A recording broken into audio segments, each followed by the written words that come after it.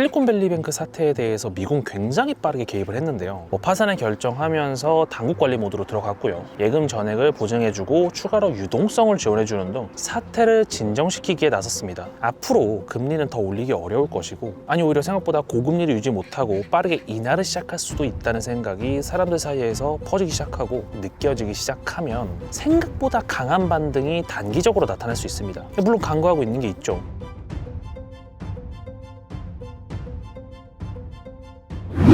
안녕하세요, 오분임장입니다. 오늘은 세계 경제를 공포로 몰아넣고 있는 SVB, 즉 실리콘밸리뱅크 파산과 크레딧 스위스 사태에 대해서 대한민국 부동산에 어떤 영향이 있을지 저희의 인사이트를 나누고자 합니다. 부동산, 아니 경제에 크게 관심이 없으신 분들이더라도 이 두 개의 사태에 대해서는 최근 많이 들어보셨을 것 같은데요. 제가 부동산 전문가지 거시경제 전문가는 아니니까 어떤 사건들인지 간략하게만 언급하고 이어서 두 사건들이 시사하는 바와 대한민국 부동산에 끼치는 영향을 살펴보겠습니다. 먼저 SVB 파산인데요. SVB는 실리콘밸리뱅크의 약자로 벤처기업을 주로 대출해주는 곳이며 40년의 역사를 가지고 있다고 합니다. 최근 급격한 금리 인상으로 현금 흐름이 부족해진 예금주들이 빠른 속도로 예금을 인출하며 뱅크런이 일어났고, 안전자산인 미국채를 줄고로 들고 있었던 실리콘밸리뱅크는 금리 인상으로 미국채 가치가 떨어지며 미국채를 팔아서는 그 예금을 돌려주기가 어려워진 거죠. 그리고 크레딧 스위스는 좀 더 복잡한데요. 이 크레딧 스위스는 사실 얘기가 불거진 지가 조금 오래됐죠. 이게 파산하니 많이 얘기가 많다가 지금 그 파산설이 더욱 점화된 것 같고요. 요거는 이제 스위스 취리히에 본사를 두고 1856년에 설립된 은행인데, 스위스에서는 1, 2위를 다투는 규모고 유럽 전체로만 봐도 굉장히 큰 규모이기 때문에 그 파급력이 유럽 전체 그리고 세계 경제로 퍼질 수 있다는 분석입니다. 회계 부정에 대한 얘기라든지 사우디의 추가 지원 거부라든지 이런 것들이 더해지면서 세계 경제 위기에 대한 탄광 속의 카나리아가 아니냐는 말이 돌고 있습니다. 여기까지 실리콘밸리뱅크 사태와 크레딧 스위스 사태를 간단히 알아봤는데요. 사실 이게 어떤 이유 때문에 문제가 불거졌고 누가 잘했냐 못했냐는 의미가 없습니다. 그래서 터질 거냐 아니냐가 중요하겠죠. 먼저 실리콘밸리뱅크 사태에 대해서 미국은 굉장히 빠르게 개입을 했는데요. 문제를 드러낸 지 44시간 만에 파산을 결정하면서 당국 관리 모드로 들어갔고요. 예금 전액을 보증해주고 추가로 유동성을 지원해주는 등 사태를 진정시키기에 나섰습니다. 크레딧 스위스 역시 마찬가지인데요. 스위스 금융당국이 나서서 유동성을 지원해주는 등 미국의 실리콘밸리뱅크 파산 불똥이 세계 경제 전체로 퍼지는 것을 막기 위해 안간힘을 쓰는 모습입니다. 이 미국의 경우 정부의 유례 없이 빠른 대처로 일단 마무리되는 분위기입니다. 하지만 이 정도의 속도를 보여줬다는 건 그만큼 미국 정부도 쫄았었다는 얘긴데요. 만약 실리콘밸리뱅크가 뇌관이 돼서 연쇄 부도를 일으킨다면 그 부작용이 어디까지 튈지 모르기 때문에 미리 선제적으로 빨리 막자는 생각이었을 겁니다. 스위스도 같은 생각과 입장으로 발빠르게 유동성 지원에 나선 것으로 생각이 되고요. 여러분, 자본주의 핵심이 뭘까요? 바로 돈입니다. 이 돈은 어디서 만들어지나요? 네, 맞습니다. 은행에서 만들어냅니다.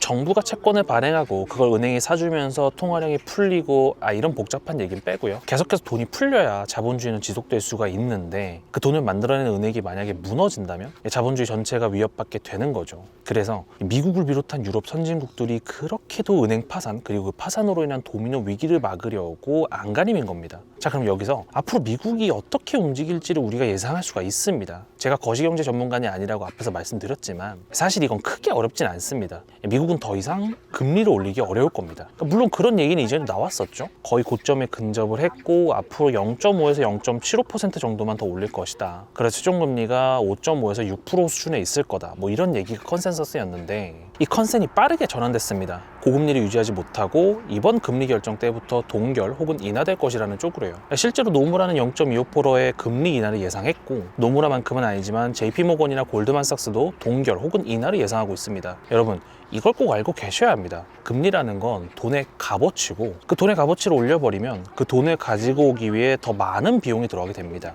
그래서 금리를 급격하게 올리면 어딘가에 약한 고리가 터지게 되는 겁니다. 그 어딘가가 어딘지를 우리는 모른다는 게 문제겠죠. 지난 2007년, 2008년엔 그 약한 고리가 리먼 브러더스와 베어스턴스였고, 지금은 그것이 실리콘밸리뱅크와 크레딧 스위스로 촉발될 수 있다는 공포가 미국 사람들에게 깊숙이 퍼져버린 거죠. 그래서 동결 혹은 인하를 예상하는 거고요. 미국이 실제로 금리를 인하하지 않더라도 동결 혹은 0.25%만 올리더라도 앞으로의 방향성은 사실 더욱 명확해졌습니다. 특히 우리나라는 이거 우리는 더 이상 금리 올리기도 힘든데 미국이 더 올리면 어쩌지? 이런 공포에서 벗어나기 시작했습니다. 이거는 시장 금리가 더욱 빠르게 떨어질 수 있다는 것을 의미한다는 거죠. 자, 이제 드디어 SVB 사태와 크레딧 스위스 사태가 우리나라 부동산에 어떤 영향을 끼쳤는지 말씀드릴 시간이 왔는데요. 우리가 주택담보대출을 받거나 전세대출을 받을 때는 기준금리에 가산금리가 더해진 시장금리로 받게 되는데, 여기서 가산금리가 더욱 내려가거나 우대금리가 적용되면서 시장금리가 더욱 낮아질 겁니다. 그리고 이거는 전세 수요와 매수 수요의 증가로 이어질 수 있겠죠. 왜냐고요? 기존의 집을 사거나 전세대출을 받을 땐 6%로 대출을 받아야 했는데 미국 금리가 사실상 이제 내려갈 일밖에 없다는 것을 확인한 우리나라는 기준금리는 놔두더라도 시장금리를 더 내리겠죠. 그래서 3% 후반대에서 4% 초반대가 형성될 겁니다.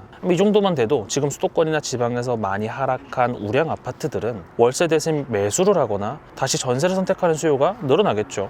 이젠 금리가 싸져서 월세보다 전세 대출 받는 게 더 이득이거나, 아니면 투자 마인드를 갖고 계신 분들은 가격도 많이 떨어진 김에 금리도 내려갔으니 이참에 내 집 마련하자, 이런 생각도 있으실 거고요. 단순히 망상에만 그칠 게 아니라 지금 현장 분위기가 어떤지를 살펴보면요, 최근 둔촌주공, 즉 올림픽파크 포레온이 무순위 줍줍을 했는데 주로 작은 평형대가 무순위 진행되긴 했습니다만 최고 경쟁률이 655대 1이 나오는 등 사람들의 우려보다는 좋은 결과가 나왔습니다. 그리고 영등포자의 디그니티도 논란이 많았죠. 입지가 좋은 건 다들 알겠지만 현재 부동산 분위기 대비 분양가가 약간 비싼 것 아니냐는 그런 논란이었는데요. 논란이고 나발이고 198대 1의 경쟁률, 그리고 가점이 최고점 75점을 기록하는 등 그야말로 흥행 그 잡채였습니다. 앞으로 금리는 더 올리기 어려울 것이고, 아니 오히려 생각보다 고금리를 유지 못하고 빠르게 인하를 시작할 수도 있다는 생각이 사람들 사이에서 퍼지기 시작하고, 또 서울 같은 상급지에서는 이미 현장 분위기가 바뀌고 있는 게 느껴지기 시작하면 생각보다 강한 반등이 단기적으로 나타날 수 있습니다. 물론 간과하고 있는 게 있죠. 실제로 실리콘밸리뱅크 파산이 더 큰 문제로 드러난다든가, 아니면 크레딧 스위스 역시 까불이 더 큰 문제가 있었다든가 한다면 제2의 리먼 사태가 벌어질 수도 있습니다. 대형 경제 위기가 도래한다는 거죠. 이렇게 되면 부동산이고 나발이고 그냥 개박살 날 겁니다. 이때 경제를 살리기 위해 세계 각국에선 금리를 다시 미친 듯이 내리겠지만 이건 긍정적 시도가 아니라 말 그대로 시스템을 살리기 위한 극약 처방이기 때문에 투자는 고사하고 살아남는 데 주력을 해야겠죠. 금융당국들이 대처를 잘하면서 이번 위기설은 잠잠해질 수도 있고요. 아니면 더 큰 문제가 드러나며 제2의 리먼 사태가 터질 수도 있습니다. 어떻게 될지는 모르겠지만 현재로선 잘 수습되고 있는 방향인 것 같고요. 만약 그렇게 된다면 장기적으로 예측하기는 어렵겠지만 중단기적으로는 반등의 여건이 더 마련될 수 있을 것이라 볼 수 있겠습니다. 오늘 영상도 시청해주셔서 감사하고요. 다음에 더 좋은 컨텐츠로 찾아뵙겠습니다. 감사합니다.